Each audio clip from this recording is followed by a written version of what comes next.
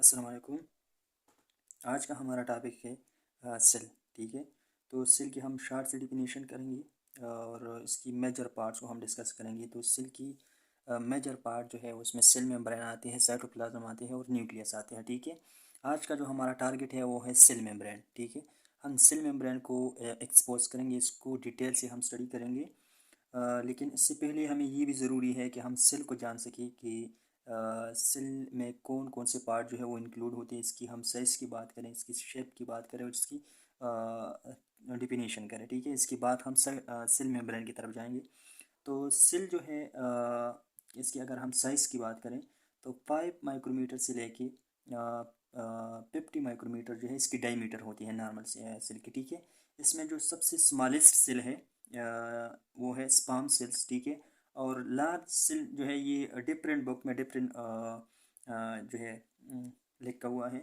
इसमें ओम आता है जो इसकी डायमीटर की अगर बात करें तो वो 120 डायमीटर वहाँ डिफरेंट बुक में डिफरेंट जो है ये राइट की गई है। ठीक है, इसमें और इसकी अगर लार्ज सेल की बात करें तो न्यूरॉन भी आता है, इसमें 150 माइक्रोमीटर इन डायमीटर होती है। तो स्मॉल सेल स्पर्म सेल है और जो सबसे लार्ज सेल है इसमें ओम भी आते हैं और न्यूरॉन भी आते हैं। ठीक है, अगर इसकी सेल की हम शेप की बात करें तो उसमें स्फिरिकल आते हैं, क्यूबॉइडल आते हैं, कोलमनर आते हैं, पोलीगोनल आते हैं। ठीक है, और पायरामिडल है, सिलेंड्रिकल है, फिसिपाम है, इर्रेगुलर है। तो डिफरेंट साइज है, शेप है सेल की। ठीक है, अगर हम सेल की डिफिनीशन करें तो the smallest unit of protoplasm. ठीक है, आज का जो हमारा टारगेट है वो असल में है प्रोटोप्लाज्म। ठीक है, अगर हम इस सेल की इस छोटी सी सेगमेंट को ले लें, छोटी सी सेगमेंट, अगर हम इस छोटी पार्ट को सेल से ये जो पार्ट हम इसको अगर हम ले लें और इसको एक्सपोज करें तो उसी में जितनी भी चीज़ें आती हैं, जितनी भी एलिमेंट्स आते हैं, जितनी भी पार्ट्स आते हैं उसको कहते हैं प्रोटोप्लाज्म। ठीक है, लिविंग पार्ट ऑफ सेल जो है ये मिक्सचर होती है, इसमें आयंस होते हैं, इसमें प्रोटीन होते हैं, इसमें अमाइनो एसिड होते हैं, कार्बोहाइड्रेट होते हैं, लिपिड्स होते हैं। ठीक है, इसमें इंटीग्रल प्रोटीन और पेरिफेरल प्रोटीन वगैरह वगैरह ये सारी चीज़ें कोलेस्ट्रॉल होते हैं। ठीक है, तो उसको कहते हैं प्रोटोप्लाज्म। ठीक है, इसको हम डिटेल से आज स्टडी करेंगे सेल मेम्ब्रेन में। ठीक है, तो ये आपको इजीली समझ आ जाएगा। तो the smallest unit of protoplasm capable of independent existence. ठीक है, ये प्रोटोप्लाज्म की एक स्मॉलेस्ट यूनिट होती है जिसमें ये इंडिपेंडेंटली एग्जिस्ट कर सकता है। ठीक है, इसको कहते हैं सेल। अगर हम इससे और भी सिंपल डिफिनीशन इसकी करें, the smallest structural and functional unit of living things is called cell। ठीक है, तो ये हो गई सेल की डिफिनीशंस और सेल की साइज़ के बारे में, सेल की शेप्स के बारे में। ठीक है, जिसमें हमने थोड़ा बहुत डिस्कस किया सेल के बारे में। आज जो हमारा टॉपिक है वो है सेल मेम्ब्रेन। ठीक है, तो सेल मेम्ब्रेन की हम कंपोजिशन की बात करेंगे। सबसे पहले तो सेल को जो है प्लाज्मा मेम्ब्रेन भी कहा जाता है और इसको सेमी परमिएबल मेम्ब्रेन भी कहा जाता है, इसको सिलेक्टिवली परमिएबल मेम्ब्रेन भी कहा जाता है। ठीक है, तो ये डिफरेंट नाम्स जो है सेल को दी गई है।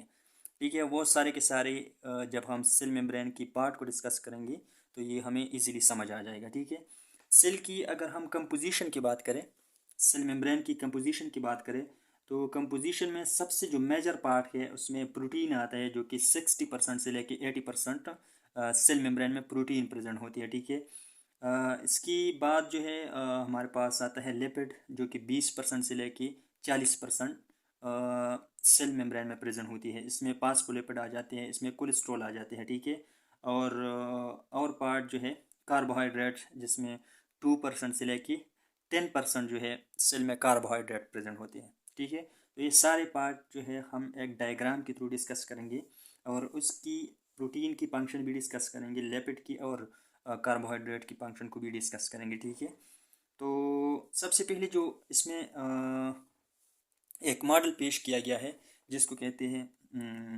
Fluid mosaic model.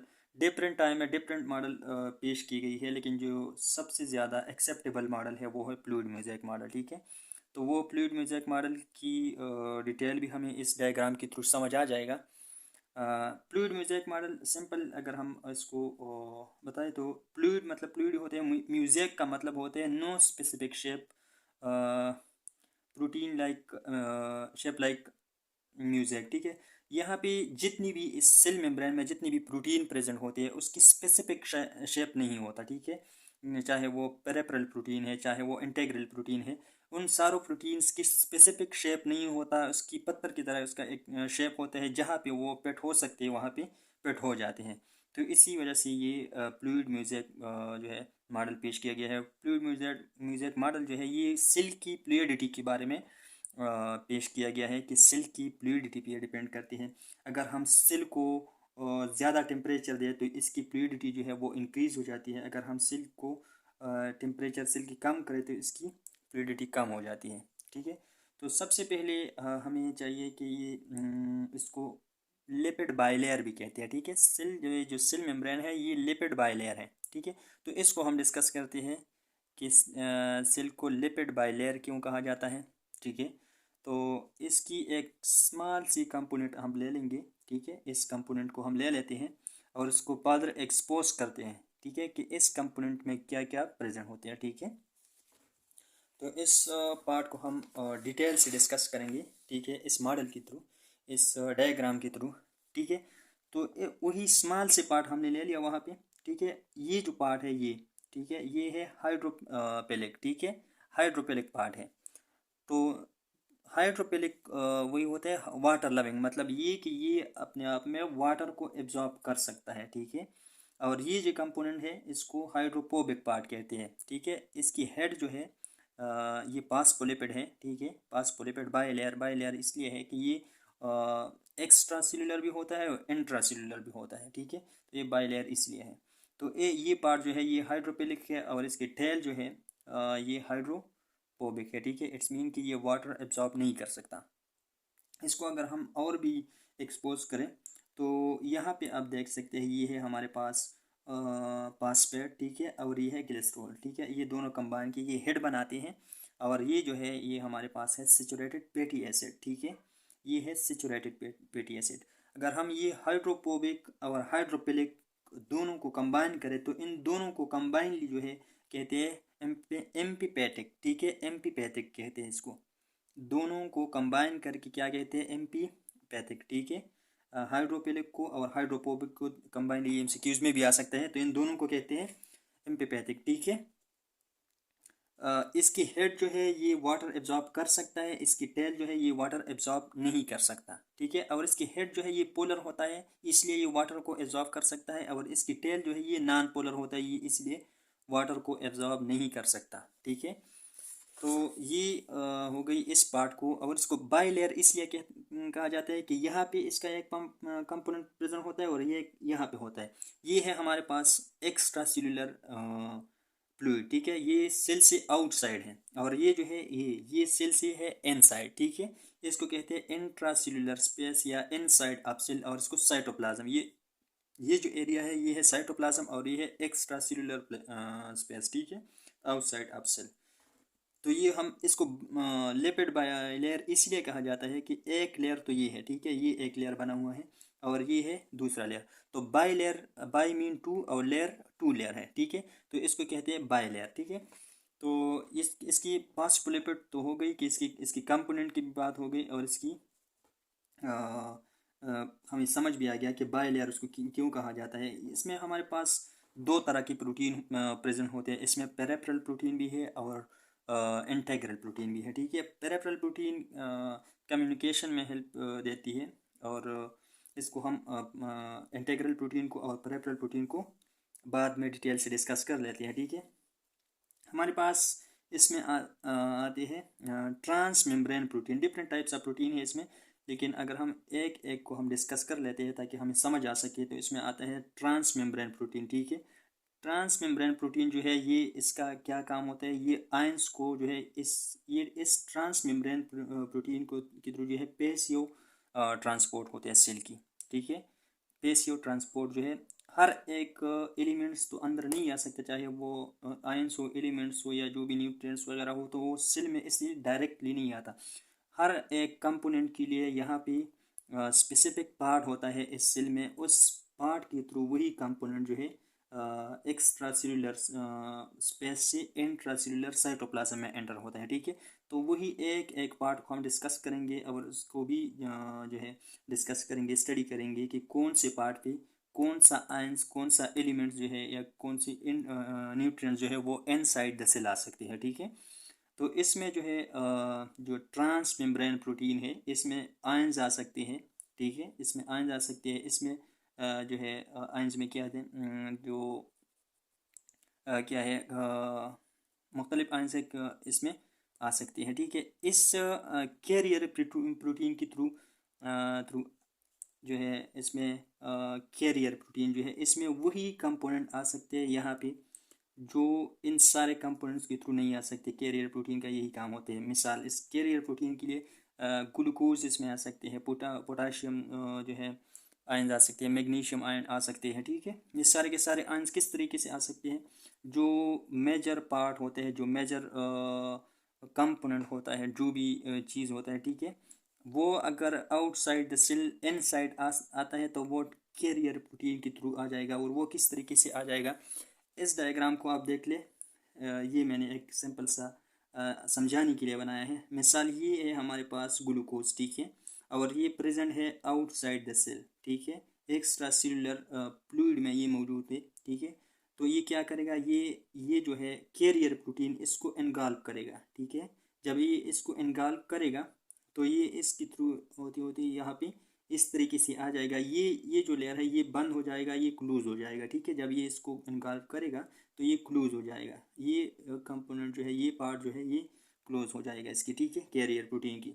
और यहाँ पे ये जो पार्ट है जो इनसाइड द सेल है, जो साइटोप्लाज्म में प्रेजेंट होता है, ये ओपन हो जाएगा। ठीक है, तो इसी तरीके से यहाँ पे अगर ग्लूकोज प्रेजेंट है या कोई भी ऐसा कंपोनेंट है कि वो किसी और चैनल के थ्रू नहीं आ सकता, तो वो इस कैरियर प्रोटीन के थ्रू आ सकता है। ठीक है, ये ग्लूकोज है, ये पार्ट जो है ये अपन है। ठीक है, तो ये इस तरीके से एंटर होगा सेल में। ठीक है, इनसाइड द सेल, अगर सेल को नीड हो तो। ठीक है, तो ये इस तरीके से ये जो है इनसाइड द सेल जो पार्ट है इस कैरियर प्रोटीन के, तो ये ओपन हो जाएगा और इस ग्लूकोज को अंदर जो है निकाल के यहाँ पे लेकर आएगा। ठीक है, यहाँ पे जो है ट्रांस मेम्ब्रेन प्रोटीन है, इसमें मुख्तलिफ आयंस वगैरह, वाटर वगैरह, ये सारी चीज़ें आ सकती हैं। ठीक है, और इसमें अगर हम देखें तो ये है हमारे पास ग्लोबुलर प्रोटीन, इसको चैनल प्रोटीन भी कहते हैं, और ये भी इंटीग्रल प्रोटीन है। ये भी इंटीग्रल प्रोटीन है। ये जो है ट्रांस मेम्ब्रेन प्रोटीन जो है ये भी इंटीग्रल प्रोटीन है, और ये जो ग्लोबुलर प्रोटीन है ये भी इंटीग्रल प्रोटीन है। ठीक है, ये चैनल है। ये भी मुख्तलिफ किस्म की चीज़ जो है, मुख्तलिफ किस्म की एलिमेंट्स जो है, न्यूट्रिएंट्स जो है, वो इस चैनल के थ्रू जो है आ सकते हैं मेम्ब्रेन में। ठीक है, अच्छा, ये जो है ये है हमारे पास पेरिफेरल प्रोटीन, और इस पेरिफेरल प्रोटीन और इंटीग्रल प्रोटीन की फंक्शन को हम आगे डिस्कस करेंगे। तो ये है हमारे पास पेरिफेरल प्रोटीन। ठीक है, यहाँ पे इस शेप में और इस शेप में, शेप तो दोनों ही सेम है, लेकिन ये जो है ये कंपोनेंट हमारे पास जो है फॉस्फोलिपिड्स के साथ अटैच है, और ये जो है ये है पेरिफेरल प्रोटीन के साथ अटैच है। तो इसको हम कहते हैं ग्लाइकोप्रोटीन। ठीक है, और ये इसको कहते हैं ग्लाइकोलिपिड्स। ठीक है, तो इन दोनों का फंक्शन यही होता है कि ये सेल की कम्युनिकेशन में हेल्प करते हैं। ठीक है, सेल की कम्युनिकेशन में हेल्प करते हैं, सेल को सिग्नल देते हैं। मिसाल, अगर कोई भी फॉरेन पार्टिकल्स आ रहा है, ठीक है, तो ये सेल को सिग्नल देते हैं कि आया ये सेल के लिए हार्मफुल है या जो है बेनिफिशियल है। ठीक है, तो ये दोनों का काम है, और ये कंजुगेट मॉलिक्यूल होते हैं। ठीक है, ग्लाइकोलिपिड और ग्लाइकोप्रोटीन की। ठीक है, तो तकरीबन, और यहाँ पे एक कंपोनेंट है, इसको कहते हैं कोलेस्ट्रॉल। ठीक है, तो यहाँ पे जब मैंने कहा कि जब हम टेम्परेचर को इंक्रीज़ करते हैं तो यहाँ पे सेल की जो है फ्लूइडिटी ज़्यादा हो जाती है, हम डिक्रीज़ करते हैं तो फ्लूइडिटी कम हो जाती है।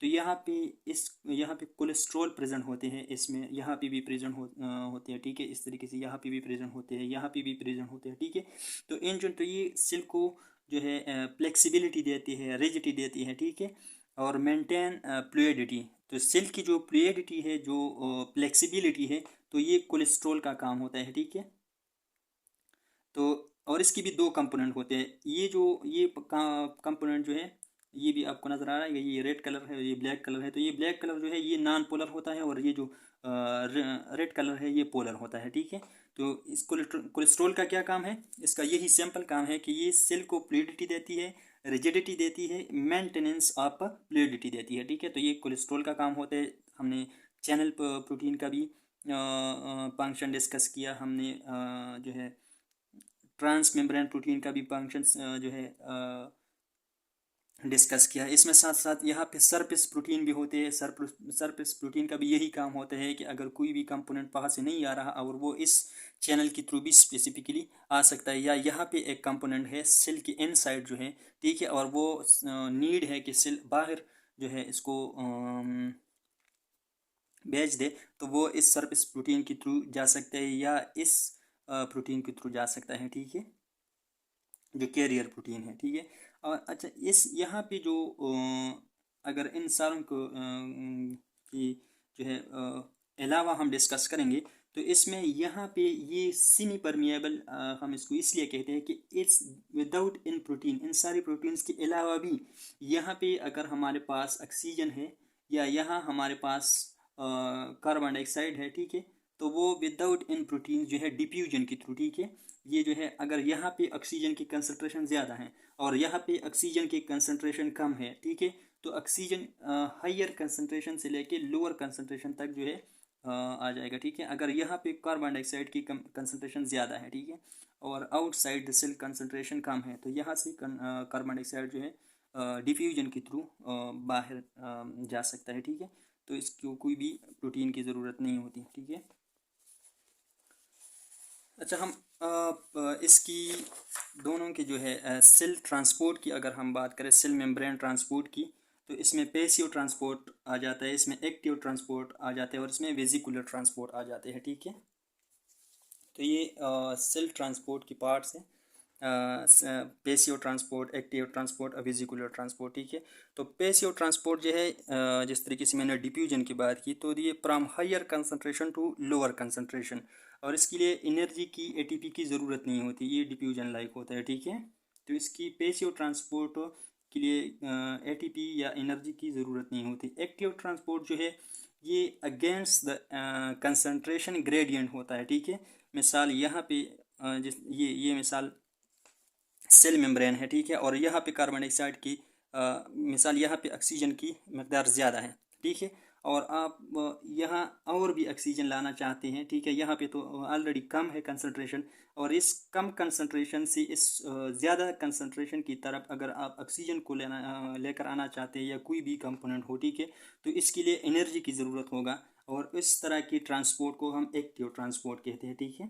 अगेंस्ट द कंसंट्रेशन ग्रेडियंट, अगर हम किसी भी आयंस को, चाहे वो सोडियम आयंस हो, पोटाशियम हो, कैल्शियम हो, मैग्नीशियम हो, जो भी हो, अगर हम उसको लोअर कंसंट्रेशन से हायर कंसंट्रेशन की तरफ लेकर आना चाहते हैं, तो इसके लिए हमें एनर्जी की ज़रूरत होगा, और इसी तरीके से ट्रांसपोर्ट को हम एक्टिव ट्रांसपोर्ट कहते हैं, ठीक है।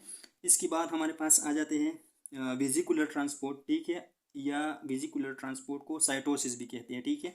तो इसकी दो पार्ट हैं, एक है एंडोसाइटोसिस और एक है एक्सोसाइटोसिस, ठीक है। एंडोसाइटोसिस वही होता है जो आउटसाइड से सेल के अंदर की तरफ आ रहा होता है, ठीक है। मिसाल यहाँ पे एक चीज़ है, ठीक है, और वो जिस तरीके से मैंने कैरियर प्रोटीन की बात की, ठीक है, तो वो क्या क्या इसकी मिसाल है पेगोसाइटोसिस भी है, like bacteria engulf by immune cell. अगर हम हमारे पास यहाँ पे इम्यून सेल है, ठीक है, और यहाँ पे बैक्टीरिया आ जाता है, तो ये क्या करता है, इसको एनगाल्व कर लेते हैं, ठीक है, तो इसको कहते हैं एंडोसाइटोसिस, ठीक है। एक्सोसाइटोसिस क्या है, ये है न्यूरोट्रांसमीटर, ठीक है। कोई भी यहाँ पे इनसाइड द सेल अगर कोई कंपोनेंट है और ये जाके कोई और सेल में सिग्नल लेना चाहते हैं, यहाँ से लेके किसी और सिग्नल की तरफ, किसी और सेल के लिए सिग्नल यहाँ से लेना चाहते हैं, लेकर जाना चाहते हैं, तो इसको कहते हैं एक्सोसाइटोसिस, और इसकी मिसाल है न्यूरोट्रांसमीटर, ठीक है। पर signal transport from one part to another part, ठीक है, from one cell to another cell, अगर हाँ एक सिग्नल जाते हैं तो उसको कहते हैं न्यूरो एक्सोसाइटोसिस, ठीक है। तो ये है सेल मेम्ब्रेन की ट्रांसपोर्ट की टाइप, जिसमें पैसिव ट्रांसपोर्ट आ जाते हैं, इसमें एक्टिव ट्रांसपोर्ट आ जाते हैं, इसमें वेजिकुलर ट्रांसपोर्ट आ जाते हैं, और वेजिकुलर ट्रांसपोर्ट के हमने दो पार्ट डिस्कस किए, इसमें एंडोसाइटोसिस है और एक्सोसाइटोसिस है, ठीक है। अगर हम सेल मेम्ब्रेन की फंक्शन की बात करें, तो उसमें आता है strength and support and shape to a cell. Membrane की क्या फंक्शन है, ये स्ट्रेंथ देती है सेल को, सपोर्ट करती है और सेल को शेप देती है, ठीक है। Protection to cell organelles, cell के अंदर जो ऑर्गेनेलिस होते हैं, चाहे वो एंडोप्लाज्मिक रेटिकुलम है, राइबोसोम है, लाइसोसोम है, पेराक्सोसोम है, जो भी ऑर्गेनेलिस है सेल के इनसाइड, ठीक है, चाहे वो साइटोप्लाज्म है या न्यूक्लियस है, उसको प्रोटेक्शन देती है। सीमी परमेबिलिटी वो हमने डायग्राम के थ्रू डिस्कस किया कि सेल मेम्ब्रेन का यही फंक्शन है कि सीमी परमेबिलिटी देते हैं सेल को। सेल रिकॉग्निशन बाय ग्लाइकोप्रोटीन, ठीक है, तो सेल रिकॉग्निशन देती है और इसके लिए है ग्लाइकोलिपिड्स और ग्लाइकोप्रोटीन, जो सिग्नल देती है कि आया जो ये कंपोनेंट आ रहा है ये हमारे सेल के लिए हार्मफुल है या बेनिफिशियल है, ठीक है। तो ये सेल की फंक्शन है, ठीक है। अच्छा, हम इसकी बात जो है सेल की इंटीग्रल प्रोटीन और पेरिफेरल प्रोटीन की फंक्शन की बात करते हैं, ठीक है, कि इंटीग्रल प्रोटीन और पेरिफेरल प्रोटीन की क्या क्या फंक्शन है। तो हमारे पास इंटीग्रल प्रोटीन है, तो ये एम्बेडेड इन होल मेम्ब्रेन्स, तो ये मेम्ब्रेन के साथ जो है जुड़े होते हैं, ये मेम्ब्रेन को किसी भी हालत में छोड़ता नहीं है, ठीक है। परमानेंटली अटैच, ये परमानेंटली मेम्ब्रेन को मेम्ब्रेन के साथ अटैच होता है, act as a carrier protein, channel protein वगैरह, ये सारे के सारे हमारे पास इंटीग्रल प्रोटीन में आ जाते हैं, ठीक है। पर ट्रांसपोर्टिंग सब्सटेंस, जिस तरीके से चैनल प्रोटीन है, ट्रांस मेम्ब्रेन प्रोटीन है, ठीक है, कैरियर प्रोटीन है, तो ये सारे के सारे क्या काम, उसका क्या काम है, ट्रांस सब्सटेंस की ट्रांसपोर्ट करता है। सेल रिकग्निशन के लिए हमारे पास ग्लाइकोलिपिड्स और ग्लाइकोप्रोटीन्स वगैरह प्रेजेंट है, ठीक है, वहाँ पे। तो ये के सारे जो है हमारे पास इंटीग्रल प्रोटीन में आ जाते हैं। सेल एडहेशन वगैरह ये सारे काम जो है इंटीग्रल प्रोटीन की है। पेरिफेरल प्रोटीन का क्या काम है, पेरिफेरल प्रोटीन को डिस्कस करें तो इसमें क्या फंक्शन है, इसमें सपोर्ट आ जाती है, ये सेल को सपोर्ट देती है, कम्युनिकेशन में ये हेल्प देती है। एंजाइम जो है इसकी मिसाल अगर यहाँ पे एंजाइम आ गया, ठीक है, तो उनको अंदर ले जाना, ये जिस तरीके से सरफेस प्रोटीन था, तो क्या करते हैं, इसको अंदर लेकर जाते हैं या अंदर से बाहर लेकर जाते हैं। मिसाल ये इनसाइड है द सेल और ये है आउटसाइड द सेल, ठीक है। इसमें molecules transfer in the cell, inside और आउटसाइड जो है ये बी ट्रांसफर में जो है फंक्शन है इसकी पेरिफेरल प्रोटीन की, ठीक है। इसकी बात जो है मैं सेल की रिलेटेड एमसीक्यूज दे देता हूँ, ठीक है। अगर आपने ये पूरा वॉच किया इस वीडियो को, तो ये इस एमसीक्यूज के आंसर आप इजीली जो है कमेंट सेक्शन में दे सकते हैं, ठीक है। सबसे पहले एमसीक्यूज है, which of the following can not pass through the cell membrane without the existence of a trans protein, ठीक है। इसमें वाटर आ जाते हैं, H2, ठीक है, कैल्शियम आन है, जो है पोटाशियम है, ऑक्सीजन है, कार्बन डाइऑक्साइड है और ग्लूकोज है, ठीक है। सेकंड नंबर पर एमसीक्यूज है, which of the following protein span across the entire cell membrane, ठीक है। ये वहाँ पे हमने डिस्कस किया, इसमें सरफेस प्रोटीन है, ग्लोबुलर प्रोटीन है, ट्रांस मेम्ब्रेन प्रोटीन है, इंटीग्रल प्रोटीन है और कैरियर प्रोटीन है, ठीक है। थर्ड नंबर पर जो एमसीक्यूज है उसमें है, which of the following molecule act as a fluidity buffer in the cellular membrane, ठीक है, या सेल मेम्ब्रेन। तो इसमें सबसे पहला ऑप्शन है कोलेस्ट्रॉल, एक्वापोरिन, ठीक है। एक्वापोरिन अगर हम मैं आपको डिस्कस करूं तो ये चैनल जो है जिसमें आयंस आ जाती है, ठीक है, तो इसको एक्वापोरिन भी कहा जाता है, ठीक है। तो एक्वापोरिन है, आयंस चैनल है, ग्लाइकोप्रोटीन है और एक ऑप्शन है ग्लाइकोलिपिड, ठीक है। तो इसकी जो है करेक्ट आंसर आप कमेंट सेक्शन में दे सकते हैं। Thank you.